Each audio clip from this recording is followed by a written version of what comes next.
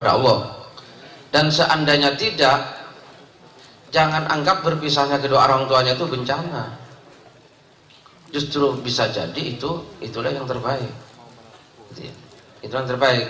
Jadi jangan seperti yang tadi dikatakan oleh beliau, penderitaan itu kita jadikan jamu dalam kehidupan, jangan dijadikan sebagai racun, gitu ya. Jadi kondisi seperti itu akan sangat besar manfaatnya bagi sampean. Sama dengan anak yang lahir dalam keadaan yatim, gitu ya.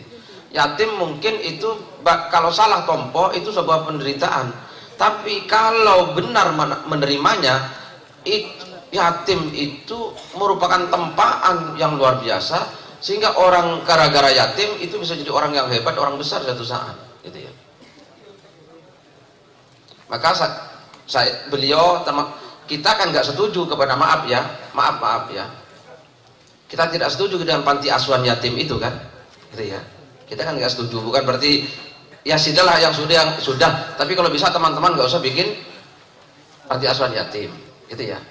Yang diperlukan itu bukan anak yatim diyatim-yatimkan kan, tapi bagaimana membuat anak yatim itu punya keyatiman itu menjadi sebuah kekuatan sehingga besok jadi besar gara-gara kondisi seperti itu, seperti Nabi Muhammad Shallallahu Alaihi Wasallam, gitu ya.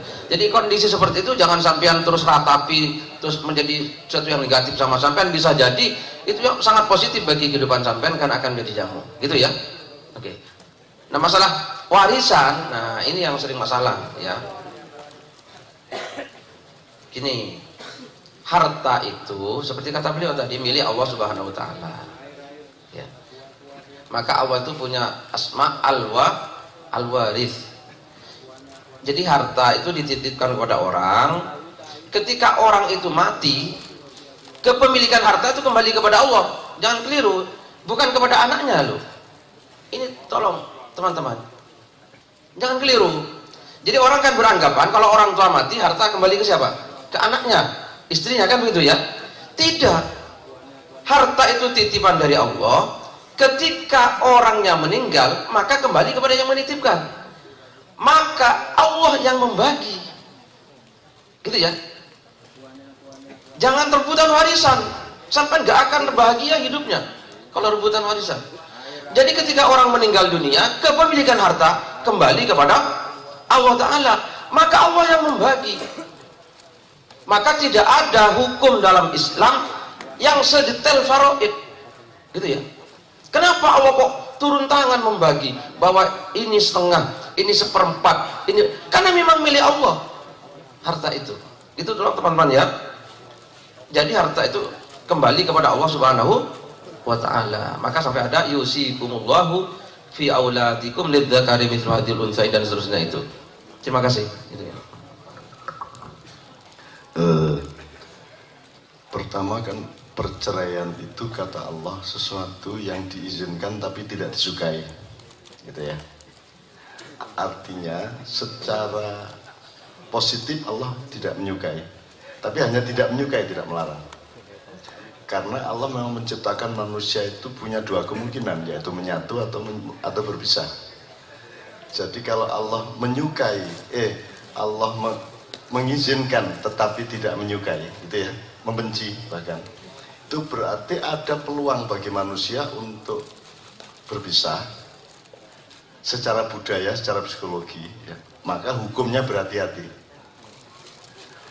Nah, maka menurut saya, Dek, Anda ingin mempersatukan orang tua itu niat utamanya adalah berbuat baik kepada Allah, yang merupakan perbuatan baik juga kepada manusia. Ini prinsipnya gini, Anda sholat itu kan berbuat baik kepada Allah, tapi berbuat baik kepada Allah kalau bisa jadikan perbuatan baik bagi manusia. Itu yang menyebabkan kita berkata bahwa sholat khusyuk itu belum prestasi dalam hubungan dengan manusia sebelum sholatmu membuatmu lebih bermanfaat bagi sesama manusia. Kan itu. Sama dengan kalau engkau berbuat baik kepada manusia, kalau bisa jadikanlah dia perbuatan baik untuk Allah. Kan begitu caranya, yang namanya dunia akhirat itu begitu. Jadi misalnya Anda nolong orang, motor kecelakaan kok tolong, itu sudah baik. Tapi kalau kamu menyadari bahwa itu sebenarnya adalah perbuatan yang disukai Allah dan kamu menolong juga karena dia yang kamu tolong adalah hamba Allah, maka perbuatan baikmu menolong manusia menjadi perbuatan baik kepada Allah juga. Sebenarnya sederhana sekali, sederhana sekali. Sholat rukun Islam itu perbuatan baik kepada Allah, maka jadikan juga menjadi perbuatan baik bagi manusia. Sebenarnya begitu. Jadi sekarang kalau ingin mempersatukan orang tua, pertama jadikanlah dia perbuatan baik untuk Allah dulu. Itu nanti sudah pasti lolusnya. Sudah pasti begitu Anda memperjuangkan, dia begitu Anda memperjuangkannya, Anda sudah berbuat baik kepada Allah, wis oleh rapot api bisa, gitu ya. Nanti Anda jangan mengikat Allah untuk berpendapat sama dengan Anda bahwa seharusnya orang tua saya bersatu lagi. Kelak pendapatmu. Nek Gusti Allah muring-muring jari sopo kan ya bukan. Jadi kita sama Allah itu selalu tawadhu, selalu gene karep kula ngoten niku Gusti, tapi sampeyan panjenengan sing luwih ngertos sing saya niku ya napa. Atine ngono iku dik nyetele ya, gitu ya. Jadi goalnya jangan bahwa orang tuamu bersatu.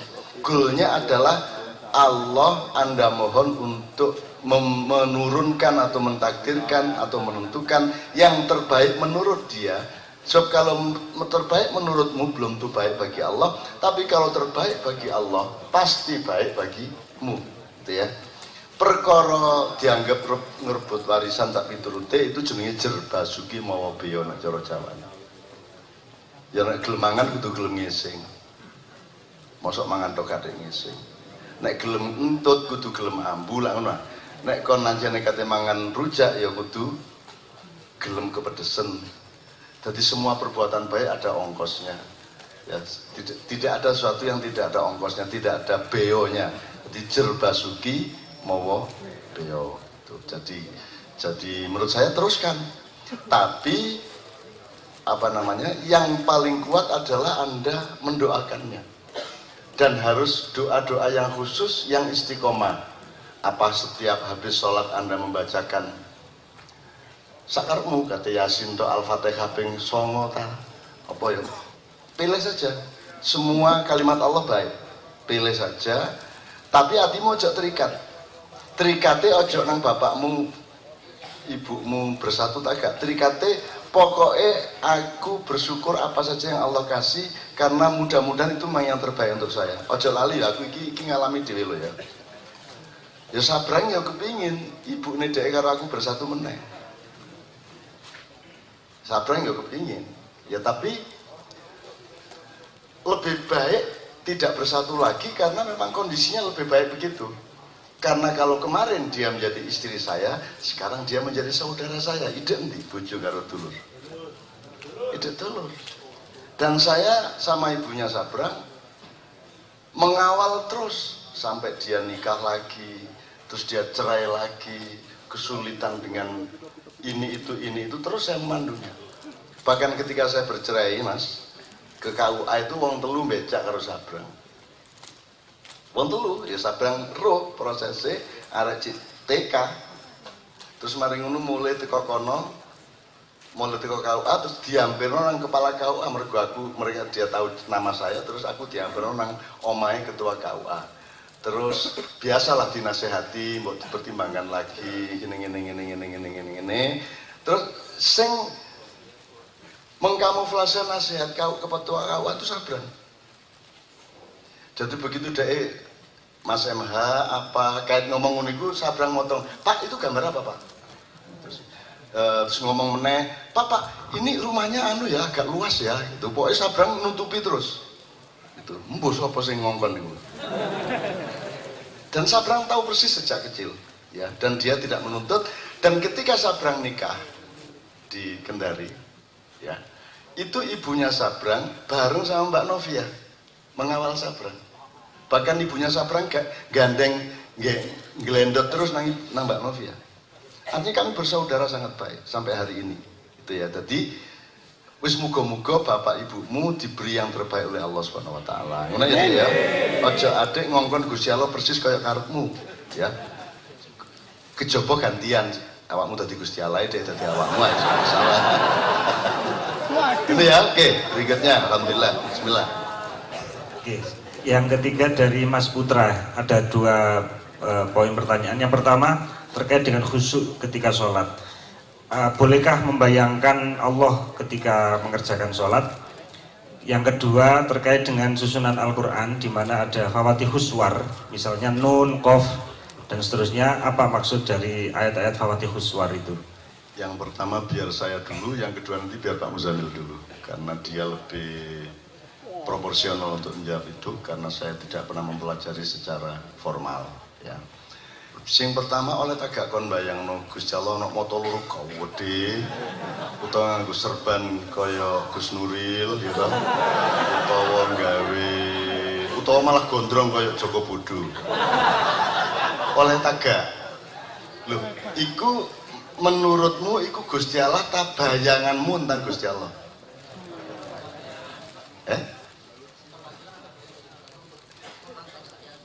Lah ya, itu kon nganggep iku Gusti Allah sing matane iku sakunu apa bayanganmu? Ayo gak masalah bayangan ya. Karena tidak mungkin tuh Anda mengetahui secara fisik Tuhan kayak apa, tan kinoyo ngopo, tan kinoyo opo, tan kinoyo sopo, ya, laisa kamitsli syai'un walam yakullahu kufuwan ahad. Jadi memang hanya begitu bisanya, asal jangan nganggep Gusti Allah ini motone gede lho rek loro aja ngono-ngono itu ya.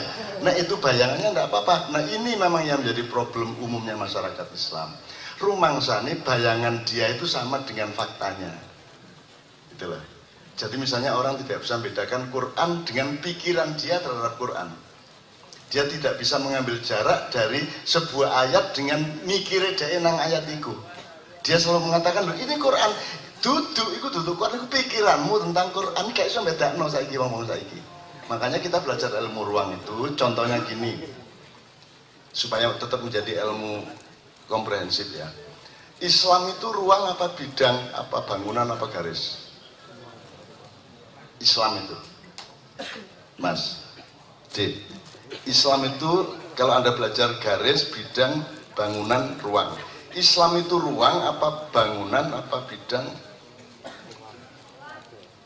Sing gampang ini. NU Muhammadiyah itu ruang atau bidang? Atau bangunan? Bangunan apa ruang? Nek cik bingung berarti awakmu ndelok maca medsos cik ngeluh ndasmu. Nek kon wis ngerti iki enteng kabeh iku gak masalah, Ya. Jadi kamu tahu kenapa mereka bertengkar? Karena mereka mempertengkarkan bangunan dalam konsep seolah-olah dia ruang. Itu bukan ruang, itu bangunan. Khilafah itu ruang. Tafsir HDI terhadap khilafah itu bangunan. Cetok ya Mas. Nah, iki angel iki jelasno di luar mak angel teman. Tapi insya Allah namanya wis wong kegembiraannya sudah luar biasa. Kalau Anda gembira, pikiranmu cerdas, pure ya. Dan iki mangken gembira pol. Mek ana arek wedok ngadeg lho suwun ya. Sampai ngene Mang. Ya Allah, ya ngono tok lho suwun lho coba. Nah, sebenarnya saya nanti ingin Pak Muzamil memuncaki dengan itu. Malam ini kan kita tidak ngomongin kegembiraan, tapi yang paling nyata malam ini adalah kegembiraan. Betul nggak? Itu. Jadi dan Islam itu datang untuk menggembirakan atau untuk bikin sedih? Islam itu datang untuk mempersulit atau mempermudah? Lah kok dinyel-nyel saiki? Ngeterno Islam kalau dinyel-nyel, diawat-awati, dinraka-nrakakno ya sampai gawane rabi.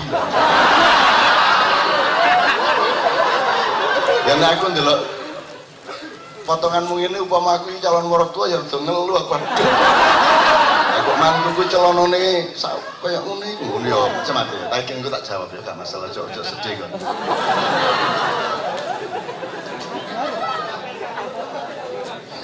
ya gitu ya jadi ya beres ya oke bismillah berikutnya Pak Muzamil yang kedua berarti yang soal kan waktu itu belum ada apa susunan Utsmaniyahnya ya kan belum ada sehingga rumusan surat Yasin belum ada kira-kira gitu ya atau gimana? Oke Oke, biar Pak Musamil yang jawab ini. Ya. Masalah penamaan surat dalam Al-Quran itu memang terjadi perbedaan pendapat antara ulama. Ada yang bilang itu tauqifi, ada bilang ijtihadi, gitu ya. Tapi mayoritas ulama menyatakan itu tauqifi. Tauqifi itu maksudnya itu sesuatu yang diterima Rasulullah dari Allah melalui malaikat Jibril. Itu tauqifi. Dengan bukti Rasulullah pernah menyebut beberapa nama surat. Al-Baqarah pernah disebut oleh Rasulullah, terus Ali Imran pernah disebut oleh Rasulullah, Yasin juga termasuk. Iqra'u mautakum Yasin, itu ya. Bacalah kepada orang-orang yang mati di antara kamu, itu surat ya Yasin. Terus Rasulullah menyebut surat Al-Kahfi, gitu ya. Itu yang dijadi. Tapi bahwa semua nama surat itu ada hadisnya ya, tidak juga. Nama-nama itu loh, gitu ya. Oleh karena itu terjadilah perbedaan pendapat. Mayoritas ulama berpendapat penamaan itu tauqifi. Tauqifi itu artinya non reasonable. Ya, gak usah dipikir. Ya, kalau ngono kuwi karepnya Allah, gitu loh ya. Itu non reasonable. Nah, itu tauqifi. Nah, termasuk urutannya itu. Kemudian ada yang berpendapat itu ijtihadi. Ada jalan tengah. Sebagian nama surat dari Rasulullah, sebagian dari sahabat. Ijtihadnya para sahabat. Begitu. Ya ini kalau yang ini ya gak bisa dikejar terus yang bener yang nanti. Ya ra iso wong para-para ora ketepethuk Rasulullah ini. Gitu ya. Gitu ya. Ra iso dingonoke. Terus yang benar yang mana? Ya seandainya kita bisa ketemu Rasul takon langsung kan enak, Kanjeng Nabi sing bener piye. Ya sama-sama gak tahunya ya sudah sampai di situ pengetahuan kita. Kecuali kita satu saat ya sowan Rasulullah kita tanya satu persatu. Ini Rasulullah benar namanya ini dari jenengan. Nah itu. Nah berhubung sama-sama enggaknya ya gak bisa ngotot-ngototan kita ya. Itu. Jadi segitu ya. Gini, sebentar.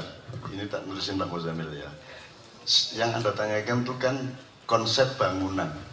Oh, ini bangunan Yasin, ini bangunan Al-Baqarah, Al-Kahfi lah ngono. Nah, kalau Anda ingin tidak pusing dengan konsep bangunan, Anda naik ke konsep ruang.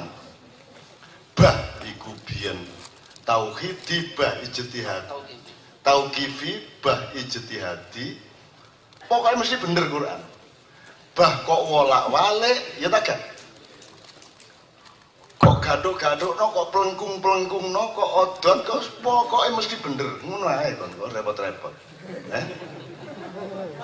Lah apa kon repot-repot? Mesti bener. Asal kamu mentadaburi dengan output kebaikan untuk manusia dan untuk Allah, sing bertentangan aja dadi apik kok. Kok iki lho, maknya iki cedhot, ini kan sangat Qur'aniyah. Apa ae guyu kok? Apa ae seneng? Jangan ditakoni jane apa sing kok suweneng temen arek wedok ngadeg iku mang. Apa? Linda karena atmosfer kita adalah atmosfer basyiron, atmosfer di mana Al-Qur'an memberi cahaya dan kita menjadi bergembira. Itu dong. Karena atmosfernya Al-Qur'an. Aku ya gawe wong gembira ya gak iso aku. Ini semua bukan bikinan saya. Saya ini taat kepada apa yang menurut perasaan saya, nurani saya, mukasyafah saya. Mukasyafah itu apa?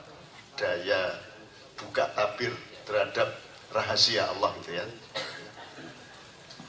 Aku mek taat karo iku. Terus dadi kayak ngene iki, dan iki gak mek arek maknya kok ngene iki Mas.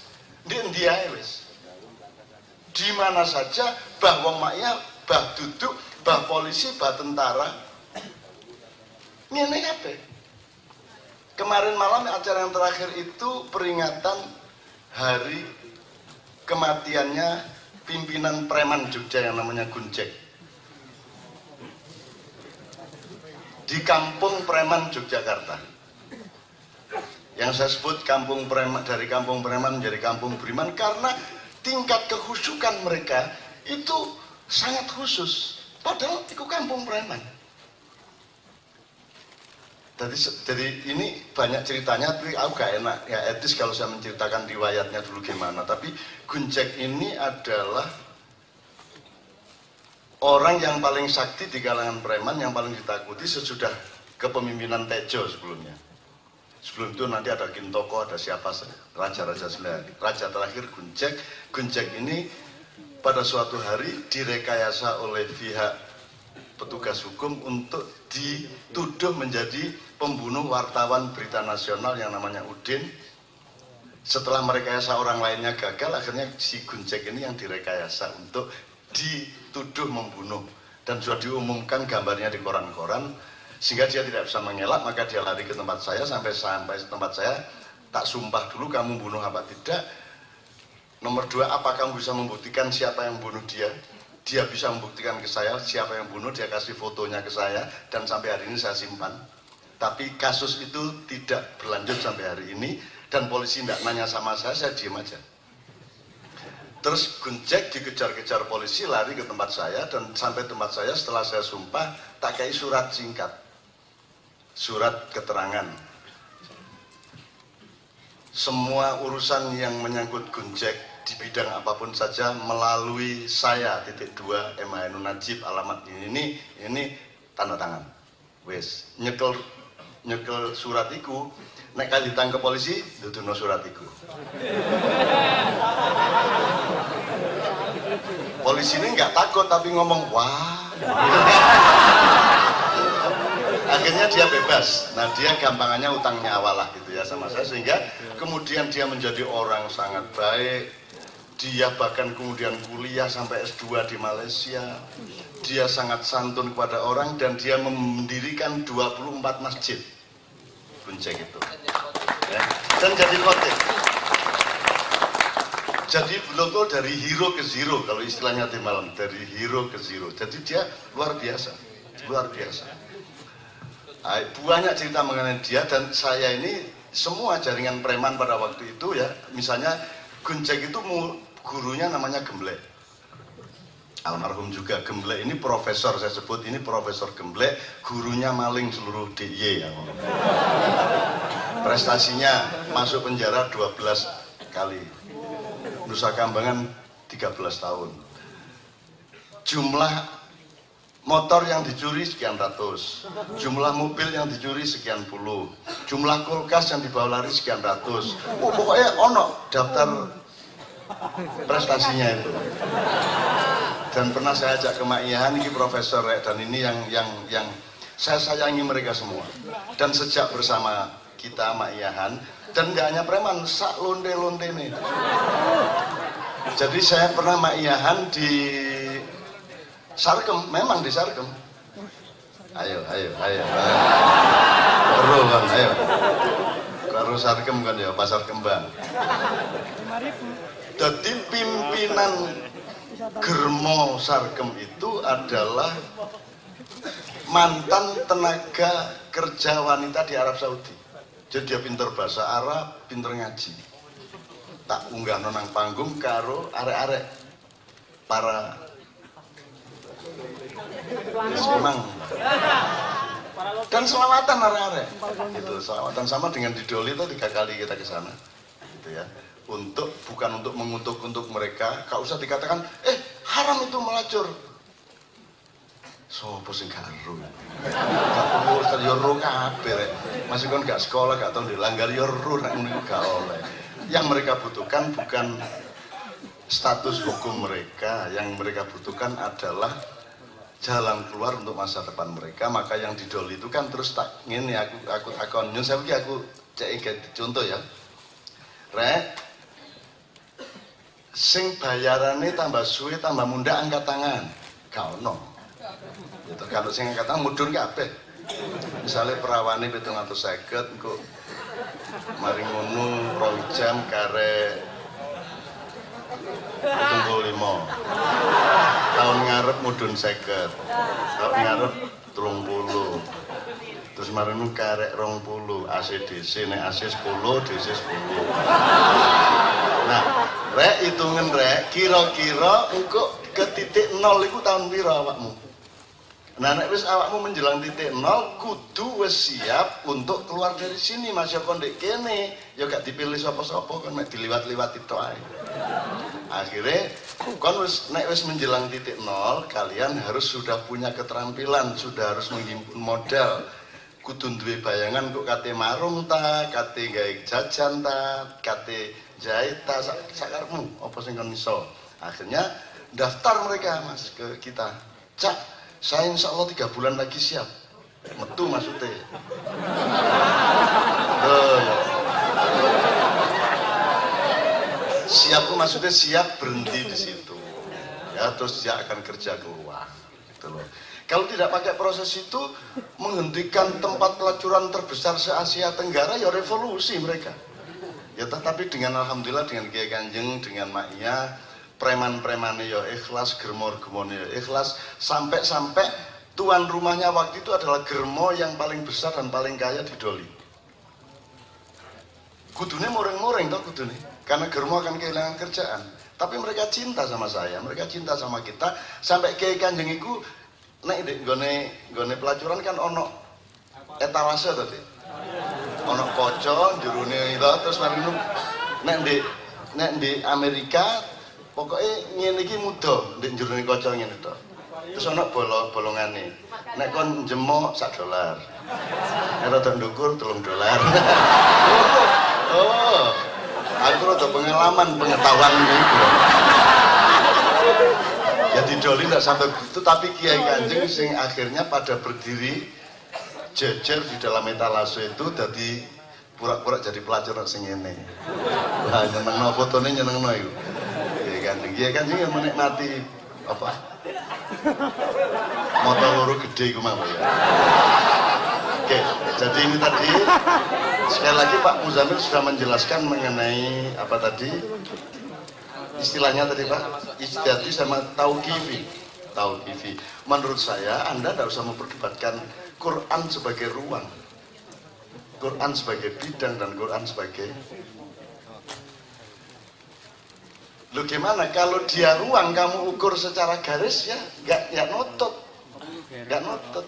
menjadi buruk, menjadi negatif. Quran itu radikal. Kalau kita melihatnya secara garis atau bidang, kan gitu.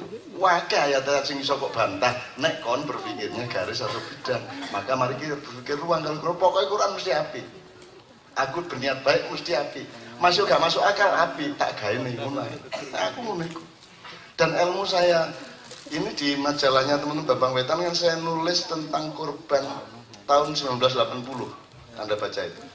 Itu tulisanku 1980 berarti 28 tahun yang lalu ya. 38 tahun yang lalu saya menulis yang sekarang di majalah Mak Iya Bambang Wetan itu. Aku mau coba gumun diri, sapa sing nguruki ngomong ini. 38 tahun aku nulis ngono iku lho. Iki biyen mosok aku temen sing nulis. Tadi aku gak percaya aku tahu nulis. Iki mesti ono sing ngewangi arek. Mulane tak mencolokkan pertanyaan, siapakah wali yang tanpa nama dan batik laguan? Lah yang jenenge tanpa nama kok kontakon siapa? Waduh. Oh jelas tanpa nama kok ditakoni siapa? Lah tak jawab ora batal iku anu. Ya arek-arek ngene iki. Nyeneng malah iya. Wong itu keindahan kok Anda mau, itu keindahan di dalam ruang. Itu bukan bangunan dengan batas-batas.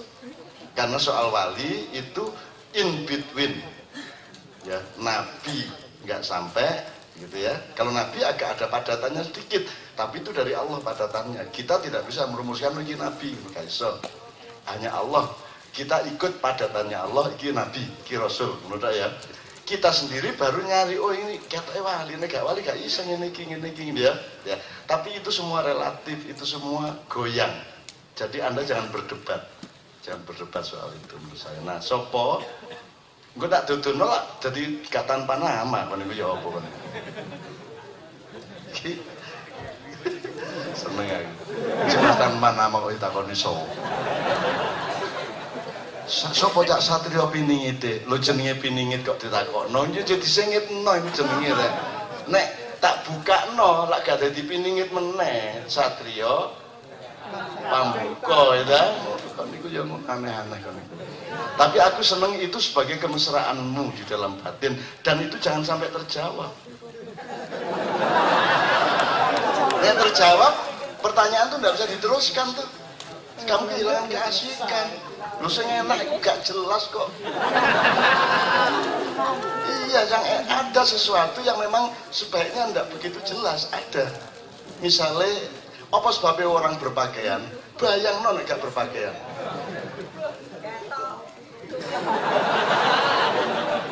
Ya mesti aja maksud saya, kon iso bayangno nek wong gak dikongkon tutup aurat oleh Allah, kon iso bayangno efek budayanya. Wis ya apa jajal? Ya apa kon? Simulasi lah. Nek arek SMP ngono iko. SMA. Kon nek SMA mulai subhanallah. Nek sodak mahasiswa, Allahu Akbar. Engko nek wis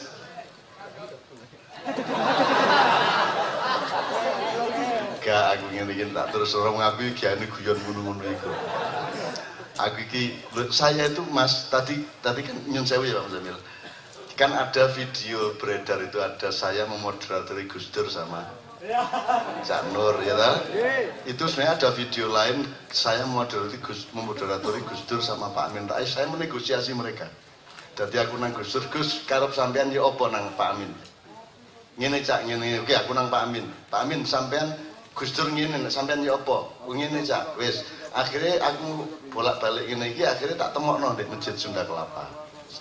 Nah, di luar itu nanti ada saya moderatori Gus Dur, Cak Nur, Megawati. Ya. 3 orang di Tambak Beras ini. Terus wong-wong takon, apa bedanya Cak Nur karo Gus Dur karo sampean? Ya bedanya sing cewek iku ya. Cak Nur karo Gus Dur gak tau angon wedhus. Aku angon wedhus rada suwe aku. Tuku dhewe nek pasar Terongan tak suweret renjek. Wah, wedhus iki. Tak seret dhewe Pak becak wis gak cukup duwike ya. Tak suweret gelem tak wedhus sing seret jarak. Wah, aku pengalaman di gerdu, pengalaman di Bluron, gogoh yuyu aku tahu, ani-ani aku tahu. Pokoknya semua pekerjaan rakyat kecil tak alami kabeh. Gus Dur sak rakyat-rakyatnya ya gurung tahu sampai ngarit lah ngono. Lho aku ngarit iku rada ahli rek. Nah, bedane mek iku dudu ilmune dudu apa? Bedane mek iku kono gak tahu kere, aku rada suwe kere ya. Aku gak kira ngomong ilmu-ilmu dukur-dukur derajat-derajat makom-makom gak lah. Pokoknya aku ini unggul, punya keunggulan di bidang kere. Kalau Bu Megawati bayangkan beliau 22 tahun hidup di istana dan menjadi anaknya seorang presiden, gak mungkin tahu utang ke dapurmu itu. Yalah. Gak mungkin ngalami utang, gak mungkin ngalami bon sego di warung kono sampai kakean pindah warung. Bu Mega gak tahu ngalami itu, aku tahu. Tak gedak toko neng karena ada larangan jilbab pada karyawatnya, tak gebrak jret. Wah, temenan aku zaman biyen ngono-ngono kau jek enom rek. Saya seorang radikalis, intoleran. Nah, tapi bukan berarti saya itu sedemikian rupa sehingga semua yang saya omongkan terus terjadi. Ojo terus digede-gede. Nah, itu mergo malaikat sano. Sano niku ngomong nang Mikael. Mungkin Mas Jibril nggih pun kadung ngomong. Terus dikabulkan ya dikabulkan. Akhirnya mereka mengerahkan malaikat-malaikat untuk memasuki hatinya berjuta-juta wanita untuk mendapatkan ilham dari Allah dan ingin memakai jilbab, dan sekarang tercapai. perkara jilbab iku tidak 100% paralel dengan akhlaknya, ya jenenge menungso ngono iku biasa. Tadi jilbaban tapi ndeklongi geger.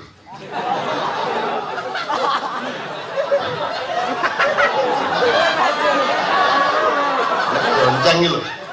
Dadi arek lanang saiki kok sing geger tengene kok deklong kok. Lanang kok sundel bolong ya. Tapi gak apa-apa, aku seneng kok ya. Pokoknya jilbab ya Allah luar biasa. Aku ternyata ya Allah aku pekewo karo Gusti Allah, pekewo aku kok sampean kabulno kabeh nggih. Kula buka selawatan di Jakarta saiki kabeh selawatan.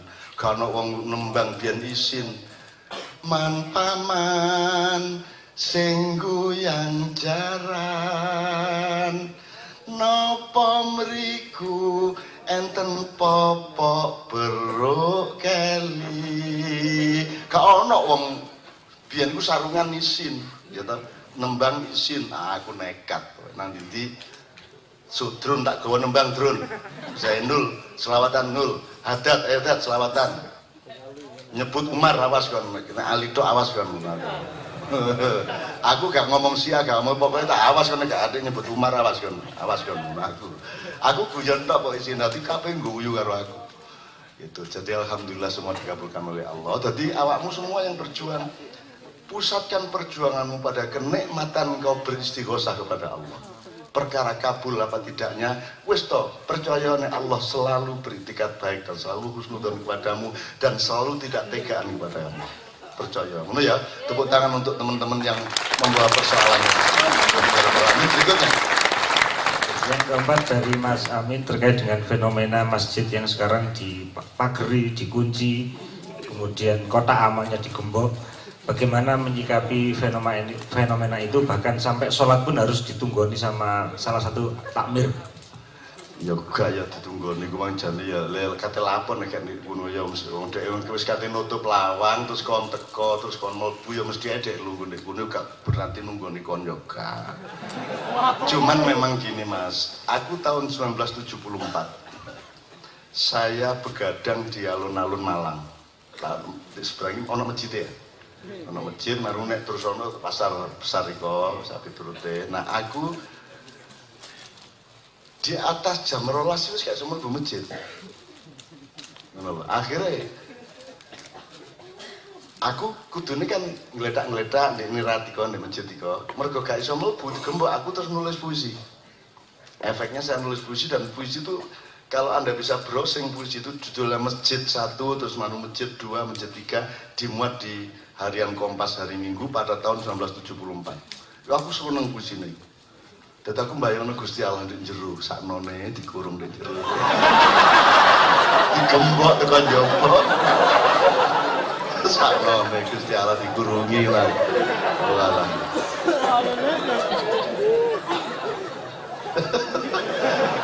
Nah, tapi itu kasus budaya dan akhlaknya adalah semakin modern, semakin kapitalistik, semakin manusia menjalankan materialisme, semakin mereka tidak saling percaya sebagai manusia.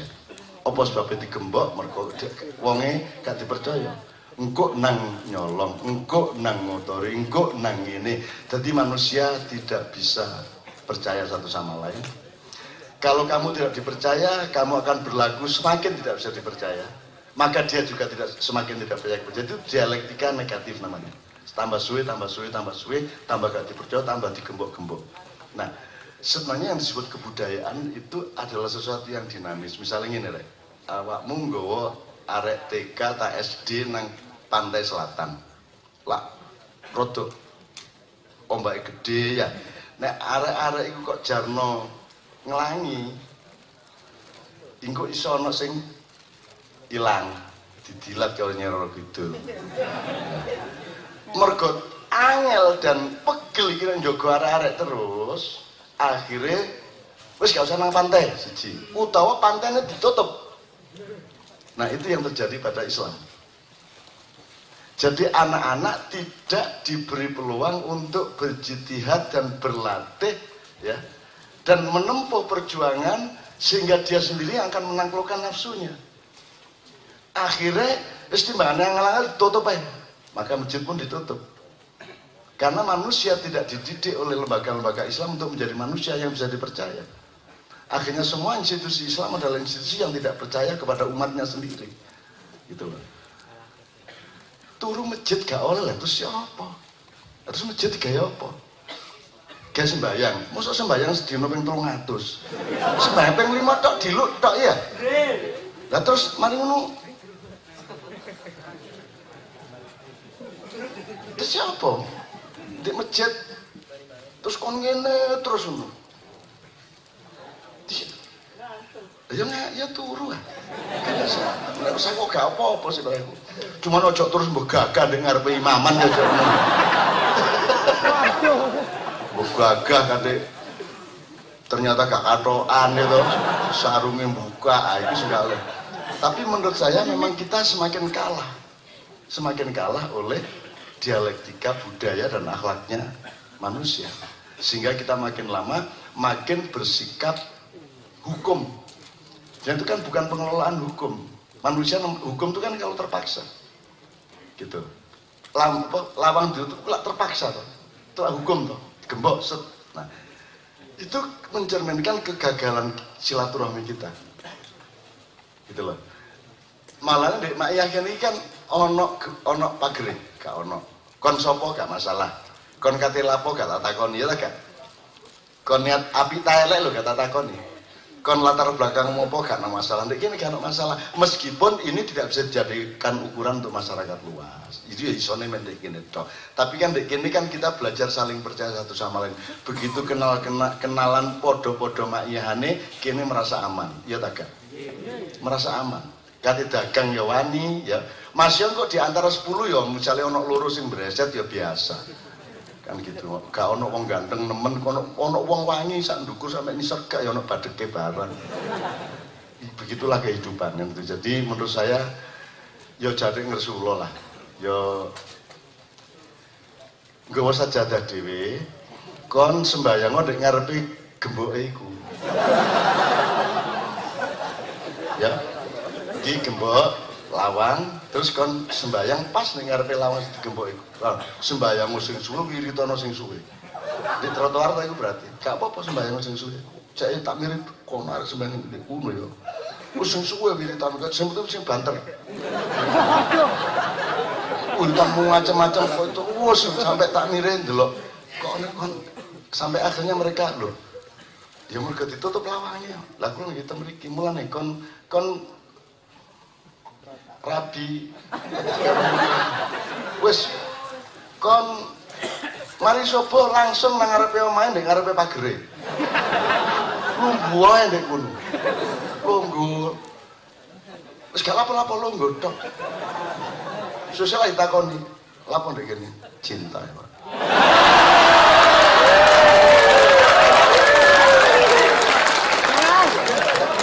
tawuri gendeng kan ya Pak.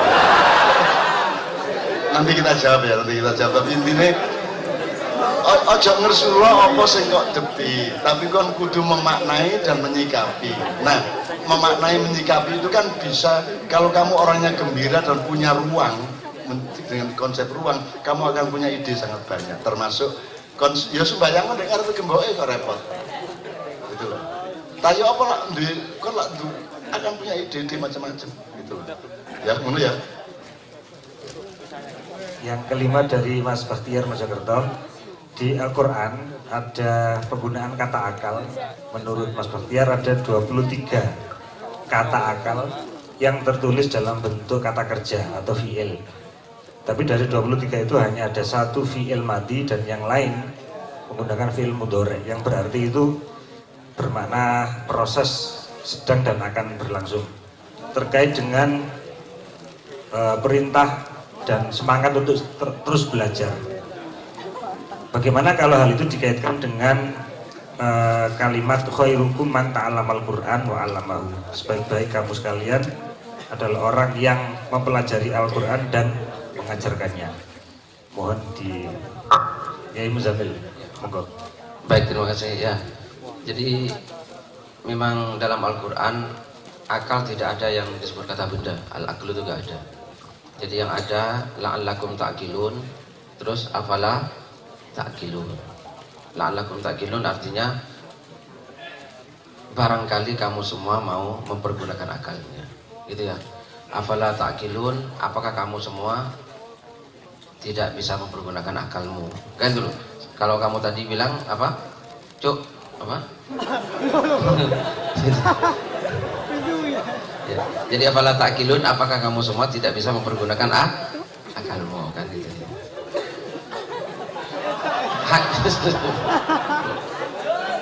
Apa katanya tadi? Ya, opo rai mora mikir Cuk. Nah, Itu kan membayangkan seandainya Al-Quran itu ditulis dengan bahasa Jawa. nah ya kan, tapi ini bagus juga ini gitu ya. Artinya perlu juga ada terjemahan seperti itu gitu. Kan di luar mainstream kan afala ta'qilun itu terjemahannya apakah kamu semua tidak berakal, kan itu ya. Malah berakal itu terjemahannya sering salah, ya kan? Afala ta'qilun, apakah kalian tidak berakal, padahal mestinya apakah kalian tidak mempergunakan akalmu, kan mestinya begitu ya. Ini terjemah yang top. Opo raimu orang mikir Cuk. Nah, itu perlu juga itu terjemahan kayak itu perlu ya. Terus ini kudu stempel ini. Jadi besok memang harus ada terjemahan versi Kemenak, versi MUI, terus ada terjemahan versi wong cilik. Nah itu nggak apa-apa. Nah itu ya, kalau kira versi warung kopi gitu ya, kan bahasa itu tergantung siapa yang diajak bicara. Kalau yang diajak bicara apa Cuk yo Arab ngomong doro ya kan nggak mungkin. Nah kalau doro itu kan ningrat gitu ya. Kalau sama gento-gento yang paling akrab ya itu terjemahan versi gento. Betul ya, memang yang bahasa fi'il madi hanya satu wa ma'aquluhu itu ya, dan mereka tidak mengerti dia gitu ya. Nah itu ya sudah, tadabburnya sampai sudah benar gitu ya. Berarti karena itu fi'il mudhari itu sedang, berarti orang itu supaya berpikir terus gitu ya. Sama dengan innallaha wa malaikatahu yusholluna 'alan nabi, sesungguhnya Allah dan malaikat yusholluna, pakai apa? Fi'il mudhari. Berarti bukan Allah telah bersalawat, bukan Allah dan malaikat telah bersalawat kepada nabi, tidak, tapi innallaha wa malaikatahu, sesungguhnya Allah dan malaikatnya yusholluna, senantiasa bersolawat kepada nabi, karena pakai fi'il mudhari. Maka berpikir pun itu harus selalu manusia berdasarkan Al-Quran yang tadi kan itu. Nah kemudian pertanyaan yang kedua itu khairukum man ta'allama Al-Quran, itu pertanyaannya itu makalah apa-apa, itu hadis Nabi ya, hadis Nabi riwayat Imam Bukhari dan Abu Daud itu ya, hadis. Apa persoalannya dengan hadis itu? Ya, Terkait yang semangat untuk belajar. oh iya, bukan semangat selalu mengajar. oh iya, ya kan efek mengajar itu karena jadi gini loh, ada sesuatu yang merupakan efek, ada sesuatu yang merupakan tujuan, itu berbeda. Yang diperintahkan oleh Islam adalah belajar. Nah kalau ada perintah belajar, ya otomatis ada yang mengajar, kan begitu, itu saja. Tapi perintahnya kan bukan untuk suruh ngajar. Jadi mengajar itu jangan jadi cita-cita. Cita-citanya adalah belajar. Bahkan kalau perlu mengajar pun niatnya belajar. Nah itu top sudah. Wes gitu saja. Ini ketika Habil dibunuh oleh Qabil, siapa sing murui ngubur? Gagak. Terus gagak mulang. Bil, ngene lho cara ngubur lah gak. Dia memberi contoh, kan gitu kan. Nah, sebenarnya semua orang itu mengajar. Ya. Tapi wong gak diomongno kabeh wong mesti kepengin murui kok. maka Allah meminimalisir atau bahkan mentidakkan sama sekali, mentiadakan perintah mengajar. Rasulullah nyolong titik, gampangan ini ya udah disebut nyolong ya. Rasulullah buka titik, gitu ya. Nah, ya tapi kan kita sudah tahu bahwa yang namanya mengajar itu tidak hanya kognitif. Ini tak kandani ya, enggak tak kandani ya. Qala Rasulullah sallallahu alaihi wasallam, gak ngono carane murut. Dadi kon muruki anakmu gak kok terus nak ngene. Misalnya anakmu nyampar piringnya pecah.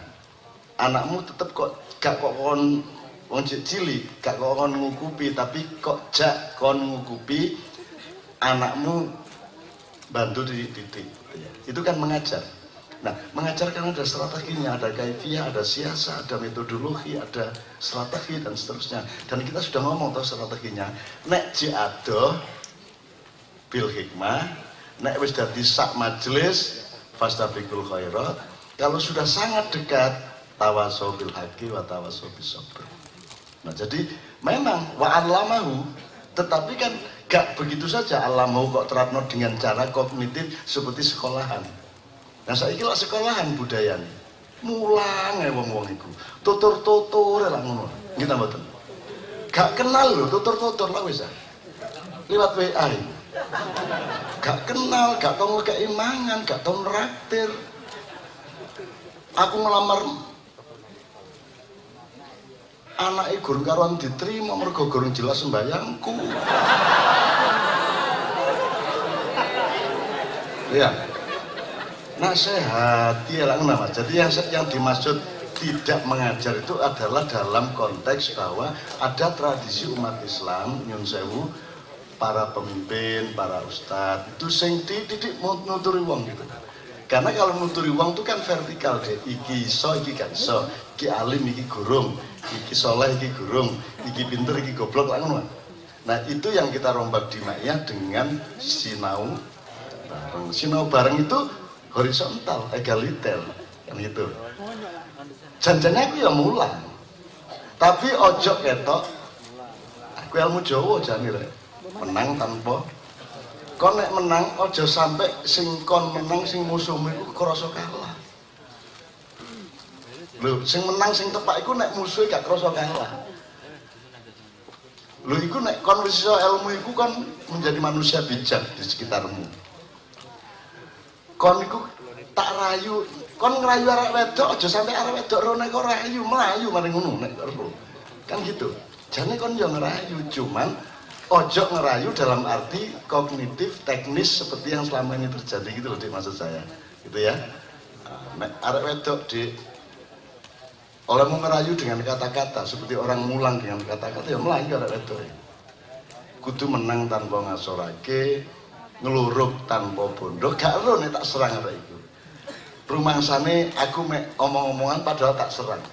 Dan akeh wong kena kaya ngono iki. Iki mang Mas Rahmat cerita ana jamaah Ma'iyah ngipi aku iku kurang nggo pedang matene wong.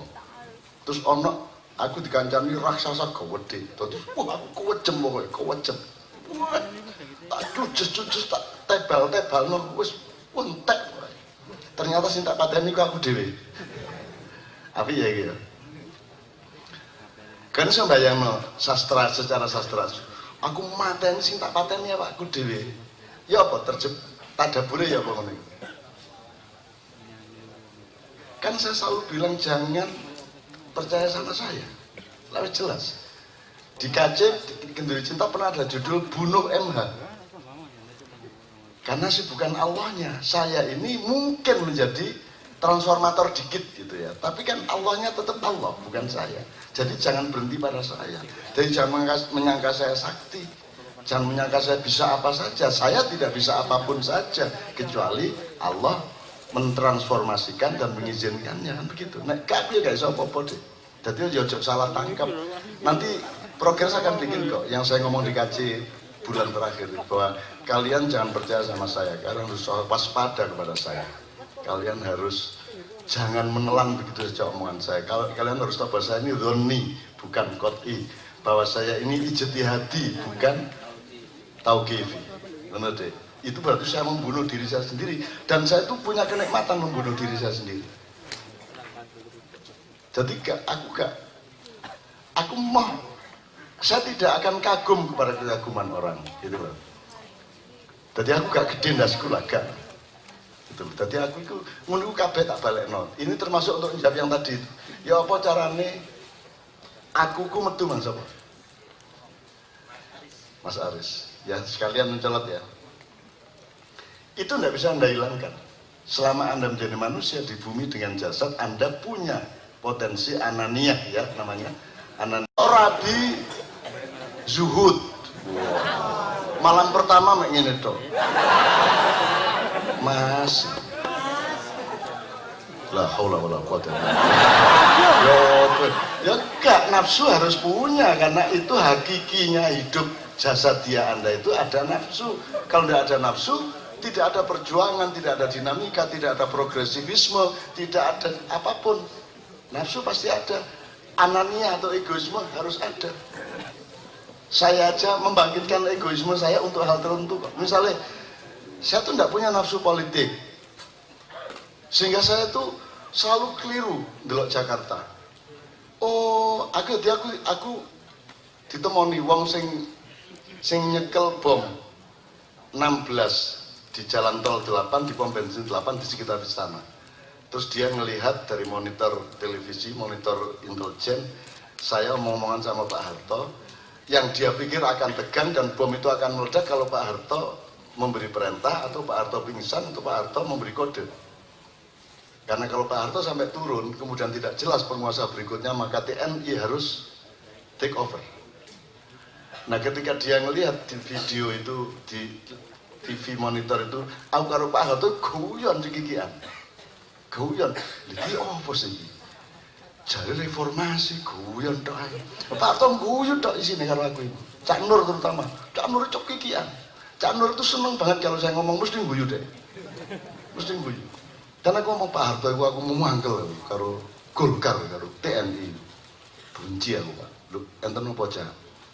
Sampean iku dikon dadi presiden terus iku ya apa karepe? Sampean wis tuwek.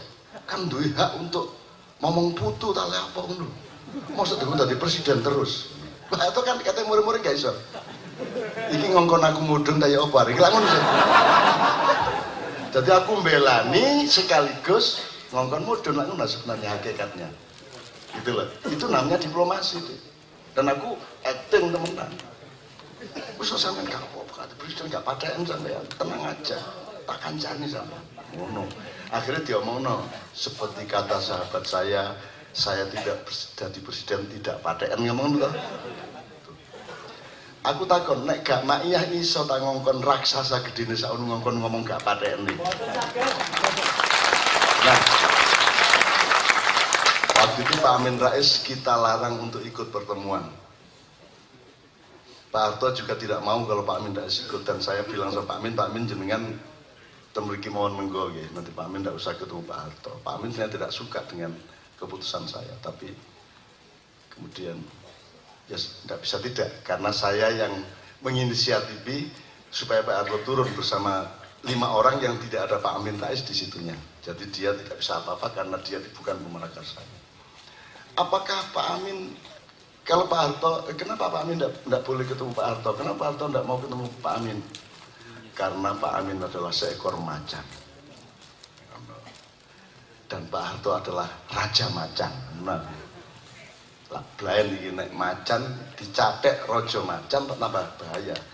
Macan iku kalahe karo laler ngono. Wis ayo macan kono gelut musuh laler nek iso ayo. Ayo wis ojo. Ayo wis. Lamuk ae gak iso deh. Semut ae gak iso kalau gak iso menang deh. Nah, untuk mengalahkan macan dadi yo laler. Nek nemen-nemen angele ya mlebu kupinge ngono ae. Joget nek jero kupinge ngono. Wes ngelu dhewe macane ya tekan. Nah, saya hari itu menjadi laler begitu kikian. Nah, terus si pemegang bom ini tanya sama Cak, kok Cak Nun sekarang tidak jadi apa-apa? Kan mestinya Cak Nun yang gantiin. Aku gak eling ngono-ngono iku. Ya paling nggak jadi menteri gitu loh, jadi menteri pertanian apa-apa gitu loh. ngono ya aku. Oh, jadi kalau reformasi itu ganteni kekuasaan. Iku aku lagi ngerti, Mas. Aku gak duwe pikiran iku blas, nggak punya nafsu saya. Ternyata reformasi itu ganteni. Ngono loh. Aku gak punya kepekaan itu sampai hari ini. Itu loh. Nah itu kadang-kadang saya bangkitkan, mbak aku kepingin loh, mbak aku kepingin, maksud gak kepingin belas, gitu loh. Anjir aku urip, aku gak kepingin tapi jangan iso, iku kepingin nemen gak iso. Aja ngerti. Kena terus ya. Ya aku seneng, berarti aku seneng kon ya, berarti aku seneng awakmu tenang aja, kon cukup ganteng ya. Nanti kita omongkan mengenai sembahyangmu sapi itu. Oke, terus lanjutkan. Jangan. Oke, yang terkait dengan rasa aku sudah disinggung. Kemudian dari Mas Sabik, apakah batasan dan rasa rendah hati itu memiliki takaran atau bahkan juga batasan? Kemudian yang kedua tadi sudah disinggung, siapa wali tanpa nama dan siapa pula wali yang tanpa memiliki gelar wali. Ada batas kesabaran, terus apa batas kerendahan hati? Ini aja ya. Sekarang gini, kerendahan hati itu, dirimu kan ada berlapis-lapis, diri pribadimu, diri sosialmu, diri kemanusiaanmu. Siji itu ya. Nah, batasnya adalah kalau sudah sampai ke diri kemanusiaanmu. Mungkin kamu saya ejek, kamu namanya siapa misalnya? Safik. Mas Sabit. Sabit. Ya, saya mengejek kamu sebagai Rabit, kamu sabar, ya, sabar, rendah hati, tetap Anda pasor. Tapi begitu saya mengejek kamu sebagai manusia, kamu marah. Ngerti tak batasnya ini? Loh, ini loh, aku ditelang polisi, misalnya ya. Diperlakukan ngono iku. Begitu ngerti nek iki Ainun Najib. Oh siap, ngono iku deh. Gak sida ditilang. Ngerti ya? Anggit aku seneng ngono iku. Oh, dadi sing kok tilang mang sapa? Terus sing gak kok tilang iki sapa? Jadi kamu menghargai Ainun Najib tapi kamu tidak menghargai saya sebagai manusia. Betul enggak? Itu batasnya di situ. Oke, oh dia sudah paham. Kira-kira ngono ya. Engko di omah dipikir meneh aja rada lambat kon ya. Nah, iki mantu-mantu penuh gak ngene sih. Mesti kate ngurusi sing Mojokerto ya. Kemudian dari Bapak Ari saking Bojonegoro ada respon dan sekaligus tadabbur bahwa Ma'iyah adalah ruang yang menampung segala yang ada, menampung segala apapun saja yang disampaikan selalu sesuai dengan takaran dan proporsi yang pas. Kemudian beliau juga mencermati ada fenomena pada diri Mbah Nun, ada misi rahmatan lil alamin. Pertanyaan dari beliau, bagaimana sebagai pribadi kita juga sanggup mengemban misi tersebut? Setiap orang punya frekuensi masing-masing. Kalau Anda belajar musik, ada belajar sound ya, sound science ya, ada frekuensi jauh, frekuensi dekat, ada frekuensi tinggi, ada frekuensi rendah, ada FM, ada AM. Jadi setiap orang jangan, kalau AM jangan pengen FM, kalau FM jangan pengen AM. Jadi sampean salah kalau ingin seperti saya. Bukan berarti saya lebih hebat dari Anda, tapi saya bukan Anda dan Anda bukan saya. Maka temukanlah frekuensi Anda, temukanlah daya jangkau Anda, temukanlah resonansi Anda sendiri. Pasti Anda rahmatan lil alamin sepanjang Anda menjadi diri Anda sebagaimana Allah maksudkan. Dan tidak usah dibantah kalau Allah bilang begini, nyuruh gini, ya sudah itu yang terbaik bagi Anda. Perkara jangkauane nggak usah dipikir. Wong saya juga tidak pernah punya keinginan menjangkau jutaan orang, juga gak tahu. Dan aku upama saiki aku berpengaruh nang sekian puluh juta orang, sekian ratus juta orang, aku juga gak mikir. Aku juga tak gagas, juga tak banggakno, juga es. Aku biasa-biasa ya. Pokoknya aku gak gumun lah terus apa ya. Gitu. Saya hanya takjub kepada kehendak Allah yang luar biasa. Ngono ya, Pak ya, bismillah ya. Soal frekuensi jelas, oke. Kemudian ini yang kita tunggu-tunggu bersama dari Mas Samsul Mojokerto. Beliau tadi bertanya dari Bojonegoro soal ma'iyah ini ruang yang bisa menampung apa saja. Tidak sedak sehebat itu juga, Pak. Sebenarnya kalau di Al-Quran itu ada namanya illalladzina itu banyak sekali. Selalu ada perkecualian. Jadi ruang-ruangnya ma'iyah tetap tidak bisa menampung sesuatu yang dia tidak mampu menampung. Jadi misalnya kalau ada di sini pidato kok rodok terlalu garis, terlalu bidang, terlalu bangunan kurang ruang, pasti ada penolakan juga dari jamaah. Jadi tetap tidak segala sesuatu. Allah saja mengatakan illalladzina kecuali. Allah saja membagi, ada yang surga, ada yang neraka. Jadi yo ojo digede-gede nomaknya lah. Ya ngono iku sing penting ikhlas atine, gembira satu sama lain ketika mereka ketemu ngono tok ya. Oke, monggo. Oke, dari Mas Samsul Mojokerto, diminta nikah tapi mertuanya sangat fanatik. Sementara Mas Samsul sendiri tidak pernah atau mungkin jarang sholat. Saya terus harus bagaimana? Kemudian pertanyaan selanjutnya ini lebih dahsyat, menemukan kenikmatan mengerjakan sholat. Bagaimana saya bisa menemukan kenikmatan ketika mengerjakan sholat? Pak Muzamil.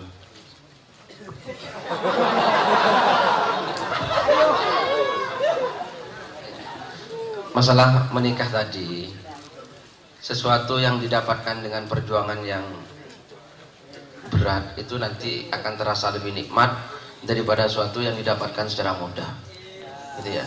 Jadi semakin sulit sampean menikah, besok waktu menikah semakin nikmat. Jadi nggak apa-apa. Jadi kalau melamar orang langsung mau, nggak ada nikmatnya. Kalau semakin sulit perjuangannya, semakin nikmat kalau sudah berhasil. Tadi saya mohon dengan Anda, tolong dipersulit ya. Tambah kesulitannya ya. Iya. Dan pernikahan yang didapatkan dengan berbagai macam kesulitan itu lebih potensi bertahannya lebih besar daripada yang didapatkan dengan mudah. Sesuatu yang didapatkan dengan mudah itu akan dengan mudah juga terlepaskan. Tetapi sesuatu yang didapatkan dengan kesulitan itu akan lebih akan bertahan gitu deh. Saya kira seperti itu. Jadi sampai jangan berbalik arah gara-gara itu, terus cintai. Gitu ya. Kalau perlu sampai gila, gitu. Belum gila kan? Coba lihat sampai belum seperti Qais dan Laila, ya kan ya. Coba jangan-jangan Qais dan Lailanya zaman sekarang sampai ya. Gitu ya. Qais dan Laila itu kan sampai apa? Iya, Laila Majnun itu loh, ya. Jadi dia itu kalau Laila ada di dalam rumahnya, maka dia cium dinding rumahnya. Oleh orang dianggap gila. Ini aku bukan mencium dinding, tapi mencium Laila yang ada di dalam. Sampai coba seperti itu di sana. Top sampai jadi legenda nanti. Nah ya. Ya masalah sholat gitu. Ya. Jadi sholat itu gini, ketidakberhasilan orang dalam menemukan Tuhan dalam sholat itu bagian dari penemuan Tuhan juga. Gini maksud saya. Jadi kalau sampean itu sholat terus gini loh, jarak antara manusia dengan Tuhan itu sebenarnya bagian dari Tuhan mengenalkan dirinya kepada kita. Jangan dikira orang tuh terus kenal Tuhan terus kenal 100%, nggak ada gitu ya. Jadi memang Allah Ta'ala itu selalu membuat jarak, dan penjaraan Allah terhadap kita itu bagian dari pengenalan Allah kepada kita, dan bagian dari pengenalan cara Allah memperkenalkan kita tentang siapa kita, gitu loh. Kan man arafa nafsahu arafa rabbahu. Jadi itu harus dinikmati. Jadi gini, kalau sampai sholat gak husuk-husuk, ya wes rapopo. Itu jangan tuh berhenti sholat. Akhirnya, oh iya, pancen Allah tuh gak terjangkau. maka saya nggak bisa khusyuk. Gitu ya. Kalau Allah terjangkau oleh pikiran saya, berarti saya akan khusyuk. Nah, ya wes, ya, itu sudah keberhasilan seperti itu. Bukan tidak berhasilan. Wah, aku sholat nggak berhasil karena nggak khusyuk. Justru orang yang menyangka sudah berhasil itu yang tidak berhasil. Lah begitu, ya. Untuk hubungan dengan Tuhan, orang yang merasa sudah khusyuk itu justru tidak berhasil itu. Karena kemerasaan sudah sampai kepada Allah itu bagian dari ketidaksampaian orang terhadap Allah. Oh, aku tekan, itu justru ketidaktekanan. Justru orang yang merasa tidak tekan itulah yang tekan, gitu loh. Paham? Orang yang merasa mengerti Allah itu orang yang nggak mengerti Allah. Justru orang yang merasa tidak mengerti Allah itulah orang yang mengerti Allah. Kan Allah tuh oratan keno. Apa tadi? Apa? Tan kiniro sopo, tan kiniro opo. Nah itu loh. Maka orang yang mengira Allah sopo lan opo itu orang tekan. Justru sing tekan itu aku ora ngerti Gusti Allah. Nah, aku ora tekan. Begitu. Ini Pak Muzamil, saya ingin berpartisipasi kepada anak saya dari Mojokerto dengan dialog sama Pak Muzamil supaya kita mengerti pemetaan wong urip iki. DDI dari satu view ya Pak Muzamil. Kawin atau nikah itu dalam syariat Islam wajib apa tidak? Tergantung. Bisa wajib, bisa haram, bisa sunnah, bisa makruh, bisa mubah. Ya, kalau wajib syaratnya satu, ada calonnya. Ada calonnya, terus dia mampu dan dia betul-betul keinginannya kuat sehingga kalau saat dia tidak nikah dia akan jatuh dalam perbuatan yang haram. Gitu. ya oke. Pak Muzamil belum mengerti arah pertanyaan saya, tapi tidak apa-apa. Saya tanya lagi, makan itu wajib apa tidak? Bisa ada nggak fatwa kamu wajib loh makan itu, ada nggak? Ada nggak? Nggak ada, nggak pernah dengar ya.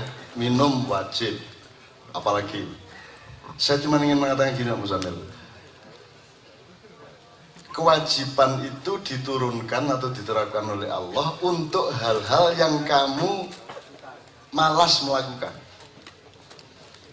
Kalau kamu punya motivasi untuk melakukan, tidak perlu diwajibkan. Misalnya makan.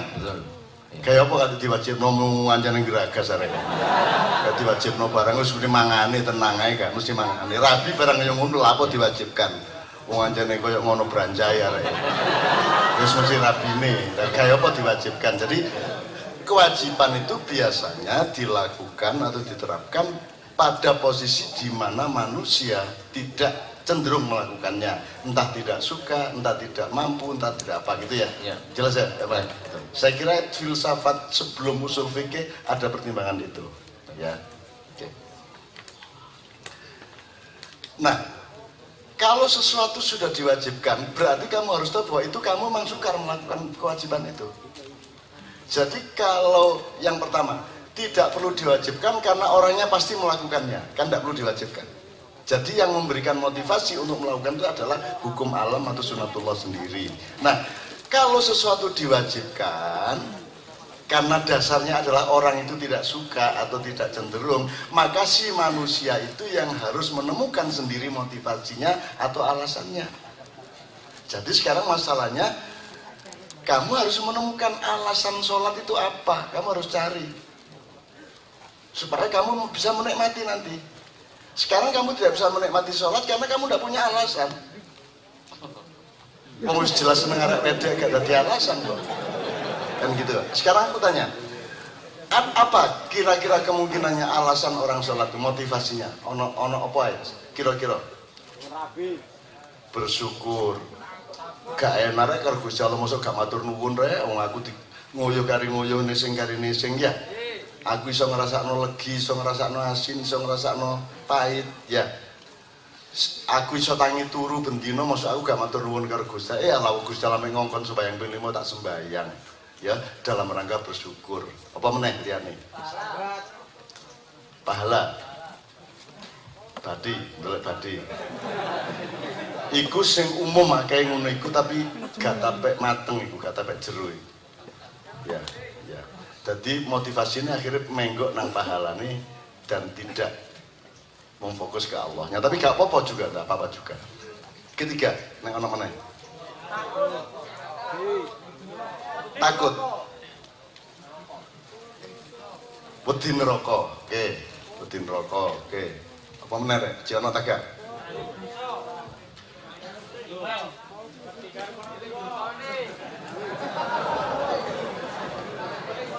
Wedi karo marang tuwa. Gak wedi ya iya.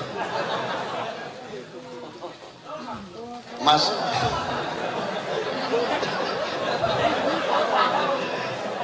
Mulai begini jenengmu tambah Sul Samsul.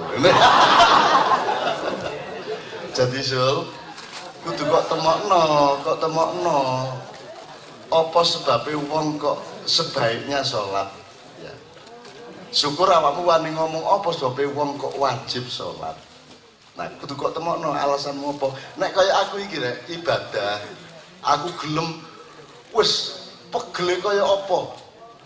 Wis jadwale teko progres kaya apa tak lakoni. Meneh awan aku ndek pantai Malang kono. Bengine ndek Ndau. Menene nang Bang Wetan. Wis wingi nang Gunjek sadurunge nang ndi tak lakoni kabeh. Apa sebabnya aku kuat ngelakoni, apa sebabnya aku gak pegel, apa sebabnya aku semangat terus. Jam 3 aku jek seger, apa sebabnya mergo aku nyaur utang. Lah lega nyaur utang iki. Bayar kredit. Gusti Allah, ngutangi aku sak ngono kae, nggih ndasmu ta? Apa kan ya? Wajar ngomong ngono to. Lumayan aku bisa ngomong ini. Anggitmu ndasmu iku gaenanmu dhewe ta. Rambutmu iso cukul. Kon matur nuwun bahwa awakmu iku dibatesi Gusti Allah sak unu. Gak diodot, gak dijarno. Bayangno Gusti Allah gak dawuh, stop. Kan sel 1 2 4 8 16 ngono. Kalau Gusti Allah menenge Gusti Allah dijarno Samsul. Petit sampai sak wit kelop. Untune iki sampai tuabrane karo sing nisor. Nyambut gawe piro ae nek entek gawe mangur untu. Bayangno kon. Kon bayangno nek Gusti Allah gak ngetop pertumbuhan. Iya nek mek awakmu lah nek barangmu. Karo Gusti Allah gak stop. Wis terus modho. Digolong. Kon turu di oma, barangmu sampai di latar-latar. Iku mek Gusti Allah mek gak ngomong kun ngono ya. Gak ngomong kun ngono to lho. Lha iya nek sak latar-latar sampai lapangan. Kon kate nang padang bulan lak nggawa truk telu. Lungkerno ngambine truk. Kan kok bengi ya sak durung turu pikiran situ wae. Nggih bayangno niku dawane kok 300 meter. Aku seneng aku lara-lara ngene. Lho ini kan tadabbur ya Rek ya. Dalam rangka ya Allah matur nuwun sampean stop. Nek mboten sampean stop terus yo napa nasib kula niki. Lah ngono. Ya nek rambut ngono di stop. Gak di stop juga masalah tapi kuku gak masalah, alis gak masalah, brengos gak masalah, cuma nek sampean gak stop situ iki. Lah terus meneh nek rabi apa carane? Mosok kula ten pasar terus turu kali bojo kula. Wong kan cukup iku tok siji to kan. Wong di pasar ya apa? Tak lucu ngono kan. Seneng. Ngono lho seneng atimu ya. Nek kon duwe imajinasi, wah ngono tok yo suwen kok. Bayangmu sing ngarang tek omah ngarang. Dadi nek menek klopo gak perlu menek. Iku nek munggah dhewe.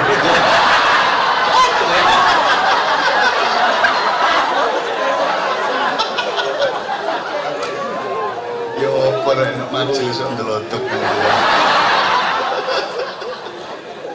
Enggak diring-ring karo Pak Yai. Ya apa iku pengajian kok ndelodok koyo ngono. Terus arek jawab pos arek CTV jawab niku seneng pengajian, Pak niku makian.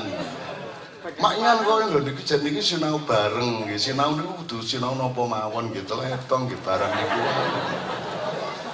Cak Nun kuwi apa kiai kok ndelodok lho niku senes kiai niku Cak Nun. Saniki pun asal gelarannya Mbah Cak Nun. Ya.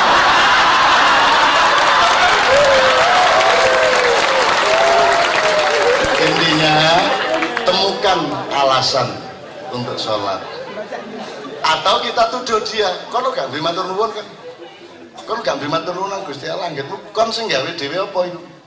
Sikil gak gawe dhewe, driji gak gawe dhewe. Slamet drijimu iku ngene. Bayangno nek dukure padha, jempol wae ya sakene. Bayangno. Bayangno nek nekuke gak rene tapi kuwale ngene. Apa, Pak? Wah, yang kate nimbang ngene. Wes sawangen awakmu terus kira-kira ndane nek Gusti Allah iku ngene ngono ndane aku sengsara. Wis nggih pun tak sembayang. Dadi awakmu pertama sembayang matur nuwun nggih niki pun sampean wedot alhamdulillah. Sembayang kon. Lho kon kepengin rabi ku kate gawe teke sapa? Kon iso gawe dhewe ta? Iya. Lah sing kok gawe rabi ku lak gawenane Gusti Allah sih. Ya tegak. Kon nek gak matur nuwun karo Gusti Allah gak sembayang kon mau dikon pengen bayang mung 5 lho cek angele. Mulanya biar Nabi Musa ya, cerita Nabi Musa itu gimana waktu Isra Mi'raj itu? Yang katanya pertama 100 apa 50 itu? Oh 50. 50 terus? Ya, jadi Nabi Muhammad dapat perintah sholat 50 waktu dalam sehari semalam. Bukan 50 rakaat, tapi 50 kali. 50 kali. Maka di langit ke-6 ketemu dengan Nabi Musa. Dapat apa Muhammad? Ya dapat perintah sholat. Jangan kamu sana minta keringanan kepada Allah Ta'ala. Akhirnya minta diturunkan 5. Ketemu Nabi Musa lagi, minta lagi Muhammad, gak mungkin mampu umatmu. Sampai akhirnya jadi 5 itu. Kira-kira yang aku terjemahnya arah-arah gimana? Kalimatnya Nabi Musa ya apa? Apa Mat? Ping 50 dapurane arek-arek. Kira-kira ya? Itu kalimat pertama. Terus mudun 45 mudun meneh ketemu Nabi Musa meneh to, kalimatnya mesti siji meneh. Wis ta, aja percaya karo arek-arek iku. Ayo munggah meneh kan njaluk meneh, mudun meneh. Berarti kalimatnya 4 berapa kali itu? 50 dibagi menjadi 5 berarti berapa kali itu? Jadi secara dramatika kalimatnya harus beda-beda dan harus ada progresi. Dan ono muring-muringi barang wis ta gebrak ngene taek ta ping 50 kita kayak ya ngono kira-kira nek upama anak iki sing dadi Nabi Musa ya ta